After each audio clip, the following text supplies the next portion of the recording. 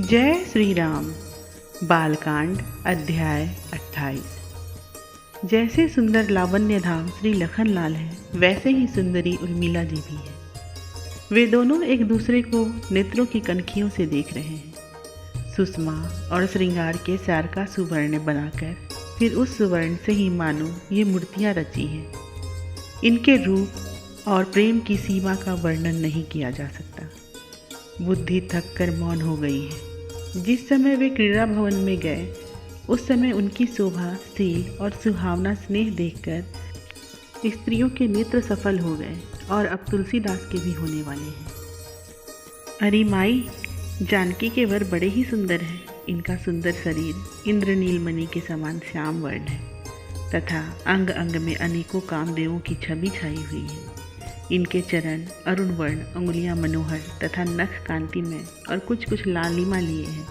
मानो कमल की पंखुड़ियों पर 10 मंगल ग्रह निश्चल होकर अपनी सभा बनाकर बैठे हैं।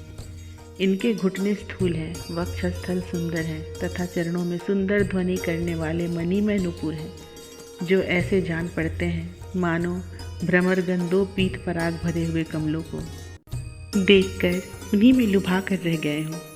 कमर में जो सुवर्णमयी करघनी है, वह मानो सुवर्ण वर्ण सरसीजों की माला है, जो मकरत मणि के पर्वत के मध्य भाग में उत्पन्न हुई है और मुख चंद्र से भयभीत होकर ऊपर को नहीं गई, बल्कि नीचे को मुख करके रह गई है।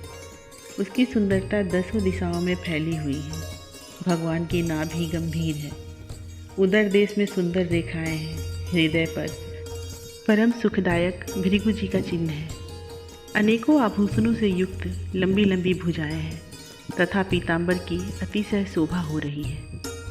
प्रभु के हृदय में मुझे अति विचित्र सुवर्ण वर्ण यज्ञोपवीत तथा मोतियों की माला प्रिय जान पड़ती है। मानो बादल और बिजली के बीच में इंद्रधनुष उदित हो और वहीं बगुलों की पंक्ति भी आ गई हो। भगवान का कंठ शंकर के समान है, चिबुक और अधर सुंदर है तथा दांतों की सुंदरता का तो मैं वर्णन ही किस प्रकार करूं। मानो साक्षात वज्र ही बिजली और बाल सूर्य कांति लेकर कमल कोश में बसने लगा हो। यहाँ मुख कमल कोश है, दांत वज्र है तथा अधर और तांबूल की लालिमा ही बाल सूर्य की कांति और दांतों की चमक बिजली है। उनकी नासिका सुंदर है, नेत्र सुहावने हैं, भ्रिकुटियाँ टेढ़ी हैं तथा बालों ने अनुपम छवि प्राप्त की है। मानो 2 कमलों को हृदय में कुछ कुछ डरते हुए भौरों ने घेर रखा हो। प्रभु के माथे पर तिलक है, सिर पर सुवर्णमय मुकुट है, कानों में हिलते हुए कुंडल हैं, जिनकी कपोलों पर झाई पड़ी है। उन्हें देखकर जनकपुर की स्त्रियों ने निमि कुल की मर्यादा मिटा दी। शारदा, शेष और महादेव जी रात दिन प्रभु के स्वरूप का चिंतन करते हैं, फिर भी उनके हृदय में वह नहीं समाता। फिर दुष्ट तुलसीदास ही इस छवि का कैसे वर्णन कर सकता है, जिसे वेद ने भी नेति नेति ही कहकर गाया है।